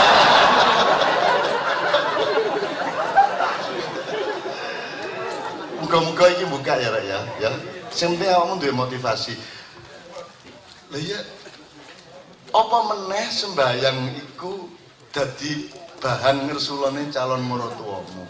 Ya wis sembayangmu kok repot. Mek diluthok ae lho. Pertama, tak dongakno, pertama kon sembayang mergo ceke diterima sebagai mantu. Cek salah rodokan. Tapi mari ngono kon sembayang meneh sampai akhirnya kon suwe-suwe jatuh cinta ala ternyata sembayangku ya ana enake. Terus akhirnya kon gak iso gak sembayang, wong aku oleh bojo iki mergo aku biyen sembayang kok. Jadi akhirnya kon sembayang terus, akhirnya muga-muga sembayangmu betul-betul murni mergo awakmu bersyukur kepada Allah Subhanahu wa taala. Ngono ya. Berproses rek, ojo langsung berarti kamu sholat karena mertua. Ya ojo ngono ta ya. Pertama ngono-ngono titik gak apa-apa lah. Muga-muga didongakno suwe-suwe sholat betul-betul murni karena syukur kepada Allah, karena taat kepada Allah. Nek pertama motivasi untuk mundur gak masalah, titik lah. Muga-muga tetap dimaklumi karo Gusti Allah karena manusia memang punya sifat dinamis. Ngono ya, Sul ya. Kon iku temenan ta gak kon? Kok gak semangat ngono lho. Wis bapak wis tak dongakno modal.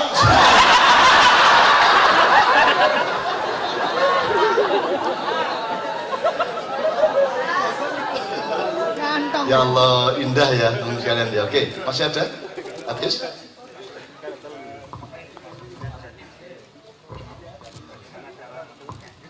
Oh, jati diri itu bebaskan dulu dari serem-seremnya pencitraan kata yang terjadi pada kebudayaan Indonesia. Nah, harus ngomong jati diri itu serem mereka. Jati diri itu sebenarnya ya apa anane awakmu mereka. Apa anane awakmu dalam lapisan-lapisan yang sampai mendalam. Misalnya awakmu, oh jati dirimu ku ya diapa-apano kulitmu ku ya rada-rada ireng titik misalnya. Ya iku jati dirimu. Mari ngono, oh aku iki isone iku mijet, ya wis aku tak mijet. Kon gelem menjadi jati sebagai pemijat gak apa-apa.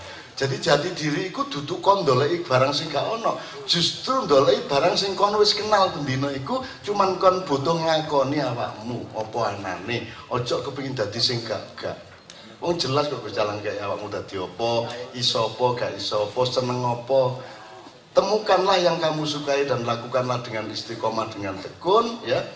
Asalkan yang kamu senangi itu kamu ukur bahwa itu juga disenangi oleh Allah Subhanahu wa taala. Kata emang udah deh. Jati diri itu bukan identitas. Ini sebenarnya Sabrang pernah menjelaskan ya.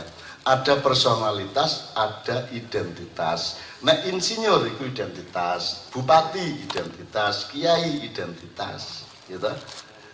Nah, yang personalitas adalah yang Allah bikin. Jadi kalau identitas itu bikinan kita sendiri. Mergo sekolah teknik jadi insinyur, kan gitu kan? Mergo sekolah di pesantren jadi kiai, itu kan bikinan kita sendiri. Yang jati diri adalah yang bikinan Allah, dan ini sebenarnya masalah utama pendidikan kita. Seharusnya sistem pendidikan itu mengajak atau membimbing dan memberikan menciptakan atmosfer dan sistem kependidikan yang membuat anak menemukan jati dirinya masing-masing dan mengembangkan jati diri itu sesuai dengan kehendak Allah. Karena Allah yang mentakdirkan dirimu menjadi siapa, menjadi bagaimana, menjadi suka apa, menjadi pinter apa dan seterusnya.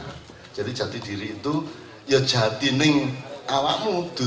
Nek insinyur bupati tadi kan bukan jati, itu kan kelambimu, casingmu lah ngono. Nah, nek cara handphone ya jati diri ku ya mesin asli niku Gusti Allah iku apa, kan begitu. Jadi bukan casingmu. Kaya aku iki mulane aku lak akeh nolak casing-casing. Ceke aku iki dadi awakku temenan. Engko nek aku nganggo casing, aku nggawe klambi apa meneh, klambi ini apa casingku sampai ketok moto. Mulane aku kan ngene iki ya, aku nggawe kopluk makinya ngene iki, aku menghormati awakmu. Kalau Allah kan tidak ada bedanya. Saya pakai maiyah atau pakai sarung biasa, tidak pakai putih kan Allah tidak ada masalah. Oh, yang dilihat Allah adalah kesungguhan hati saya, betul enggak? Jadi kalau saya pakai begini karena aku menghormati anak-anakku, apalagi ada tamu putri 2 orang. Tak hormati. Itu ya, Dek ya. Jadi jangan makanya saya sering dalam tanda petik menolak kelambi-kelambi. Ya, apa meneh kelambi apa-apa lho rek. Misalnya aku mudun bandara ngono ya wis, ya biasa kayak penumpang lainnya gitu loh. Gitu loh. Nanti aku aku diaku dengan identitas. Sebab identitas itu nanti bisa menjadi beban dan bisa mencelakakan saya karena bisa memproduksi bias-bias dan ketidakbaikan yang nanti akan ditagih oleh Allah Subhanahu wa taala. Saisa-isaku aku dadi yes, apa anane awakku kaya ngene iki gitu loh. Mulane awakmu juga jangan ngekek-ngekek aku kelambi nemen-nemen. Mulane yang lolos sekarang cuma kata Mbah karo Cak lho rek. Lolos loh itu, saya loloskan loh itu. Nek lihat misal kiai haji, ya gak apa-apa dia tak guyu. Gitu loh. Wong kadang-kadang wong ngomong kiai haji itu gak paham. Aku karo Gus Dur tak critakno Dik. Jember iku. Gus Dur dilarang. Acara Gus Dur dilarang, tidak boleh dilaksanakan. Gus Dur karo Cak Nun gak oleh Jember tahun biru awal 90-an akhir 80-an. Terus ternyata aku tetap rono karo Gus Dur. Terus di spanduk ono selamat datang Kiai Haji Abdurrahman Wahid dan MH Ainun Najib. Gak dicopot itu karo polisi. Acara tetap berlangsung. Apa tapi karo nek Kiai Haji Abdurrahman Wahid itu Gus Dur ngono lho. Karena Cak Nun itu emang anu naji, ya apa? Acara tetap berlangsung. Lalu kan itu kayak nyaji ini orang al muharram Cak Nun ono sing ngono iku ya. Wah aku diharam-haram nore. Tapi ternyata mari acara di Jember iku begitu aku balik nganggo mobil ke Surabaya karo Gus Dur karo sopir karo sapa sitok meneh sing ngeterno diuber karo polisi wae. Diuber nek mburi. Terus aku Gus tangi Gus. Iki arek-arek nguber-nguber awake dhewe iki lha apa ya? Apa cak?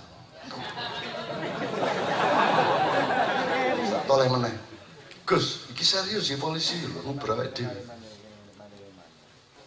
Ya dinteni lha apa karepe. Turun. Ping 3. Gus iki temenan Gus. Leren supire tak kon leren. Leren aku mudhun langsung ngene aku. Polisi teko, "Are lha apa?" "Mboten kajengi salaman." Betul are-are. Ternyata kate salaman uber macam iso salaman. Ya, wis. Meneng main Indonesia itu seneng aku ya Allah. Zaman Padang Bulan awal biyen. Wis biyen gurung ono disiplin makia ya. Dadi nek wis kate selesai ku langsung ngerubung nang ngarep mencowolot nang njukuk kuplukku. Ono sing ngerebut ali-aliku, jamku wis entek kabeh. Wis, ono sing mencolot kuplukku susah. Terus ono arek situ gawagah, haram gawe nyolong iku jenenge jambret diuber arek. Diuber. Sebentar kemudian cak, sudah saya pegang lagi nih pecinya. Ini kangge kula kita.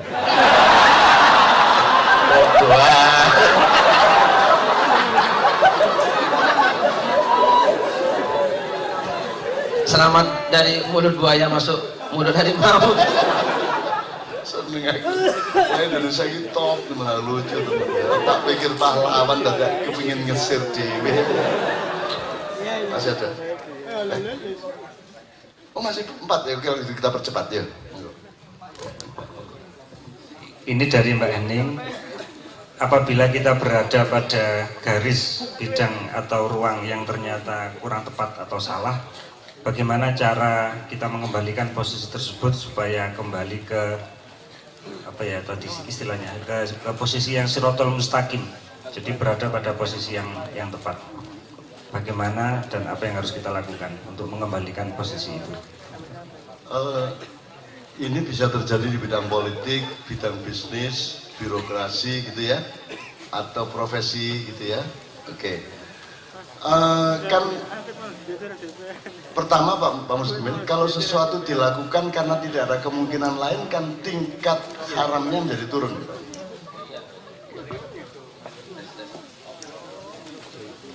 Tes. Itu nama darurat. Kalau darurat jadi boleh. Kalau memang tidak ada kemungkinan lain. Sejauh Anda bisa, misalnya Anda menemukan bahwa ini saya bisa melenceng nih dari siratal mustaqim kalau saya teruskan gitu ya. Nah, Anda coba lihat disimulasi beberapa kemungkinan. Kalau ada coba tempuhnya juga harus bijaksana. Jangan terlalu keburu, jangan terlalu maju, pokoknya jangan overdosis ya. Tuh. Kalau masih mungkin, kalau ternyata sampai batas waktu itu tidak mungkin, ya sudah teruskan yang ada. Wa ila rabbika apa? Wa idza faragta fansab, teruskan tak apa-apa. Tapi tetap cari kemungkinan lain, gitu ya. Ya, asal niat Anda memang tidak seperti itu kan, itu berarti di Indonesia sekarang daruratnya banyak sekali, Mas Amir. Terus kalau enggak, Anda kerja apa? Yang ada cuma begitu. Nah, yang penting Anda terus-menerus menjaga istiqomah untuk punya niat siratal mustaqim. Suatu hari Allah akan menunjukkan dan membukakan jalan untuk Anda.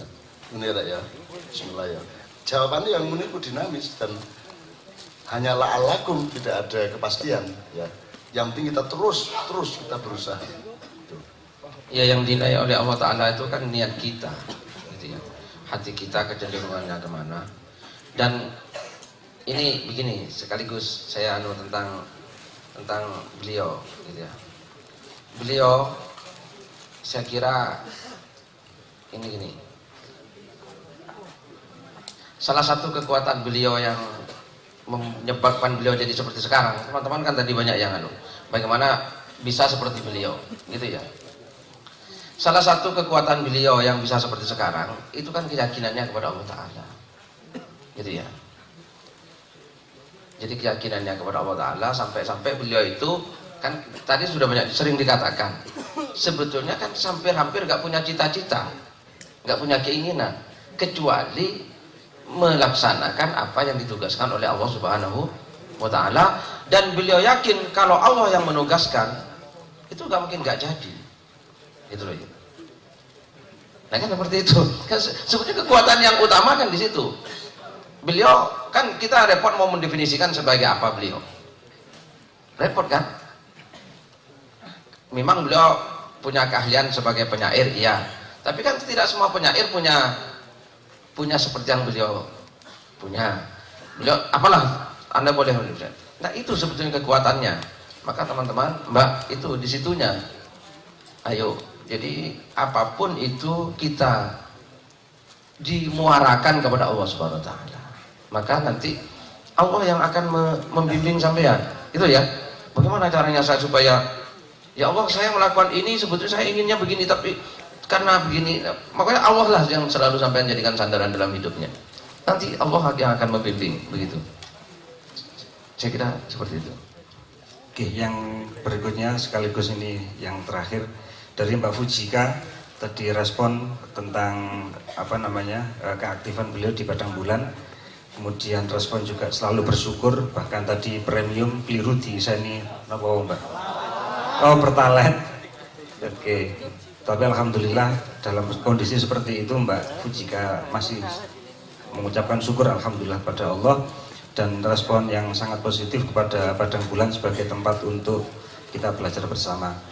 Kemudian yang terakhir dari Pak Rozi Kudus, ini mohon respon dari Mbak Nun terkait sangunya orang mati adalah dua, satu nama dan yang kedua amal baik. Kemudian yang kedua merespon syukur yang tadi disampaikan oleh Mbak Fujika. Pripun Mbak Nun terkait dengan bekal orang mati itu nama dan amal baik. Sebelum ini saya menuntaskan yang jangan sampai kita terseret melenceng dari Siratal Mustaqim, kira-kira gitu ya. Besok di Bambang Wetan Kiai Kanjeng akan menunjukkan beberapa nomor yang berangkatnya dari kesadaran apa yang kita sebut mujahadah dan mukasyafah. Tapi itu besok kita jelaskan. Nah, salah satu yang dibawakan besok itu adalah lagu Jawa gampang, Andi-andi lumut sama Man Paman sing goyang jaran. Ya. Malam ini pun bisa browsing. Di situ semuanya cermin kenapa bangsa Indonesia ini akhirnya melenceng dari tujuan semula ketika merdeka. Ya. Karena tidak punya idealisme seperti Kluting Kuning kalau dalam Andi-andi lumut. Kalau di Man Paman itu ternyata popoknya sama tempatnya popok yang namanya bro itu kintir atau terseret atau terhanyut oleh arus yang di luar Siratal Mustaqim, sehingga dia sekarang mencari, Indonesia sedang mencari popok sama bro-nya itu, kira-kira gitu. Besok ya, besok jawab tadi. Tapi Anda jangan putus asa, karena yang Anda alami ini juga dialami oleh orang-orang besar di Jakarta. Jadi misalnya Nyun Sewu ya, ada orang datang ke saya dan Cak, ini saya kayaknya mau jadi dirjen, tapi saya betul-betul sangat ragu-ragu karena bagaimana mungkin saya bisa mengelak dari atmosfer korupsi dan kezaliman di kantor itu. Nah saya jawabnya gimana? Kalau jawab yang gampang kan ya wis aja dilakoni. Nah perlu gue metu saka ASN, gue dadi pengusaha swasta gitu ya. Tapi itu kan berat sekali. Akhirnya setelah ngomong saya kasih jalan gini. Lakonono wae kira-kira 3 tahun 4 tahun. Semua yang kamu terpaksa, misalnya karena ini korupsi kan sistemik, kolektif. Sehingga setiap orang tidak niat pun nanti dikasih. Karena sudah bareng-bareng gitu. Nah, semua yang kamu terima itu kamu masukkan rekening khusus dan jangan dipakai sepeser pun. Dan seluruh tanda bukti perbankannya kamu simpan. Terus kamu sejak hari pertama kamu nulis catatan harian.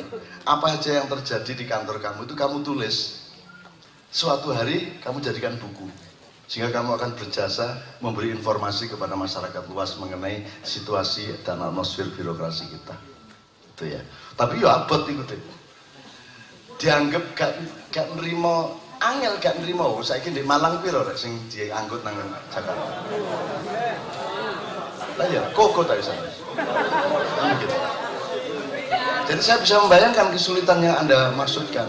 Jadi saran saya, lakono tapi besok-besok kamu buktikan bahwa saya menerima ini, saya simpan untuk penelitian saya. Dan saya tidak menggunakan speser pun. Ini buktinya, gitu.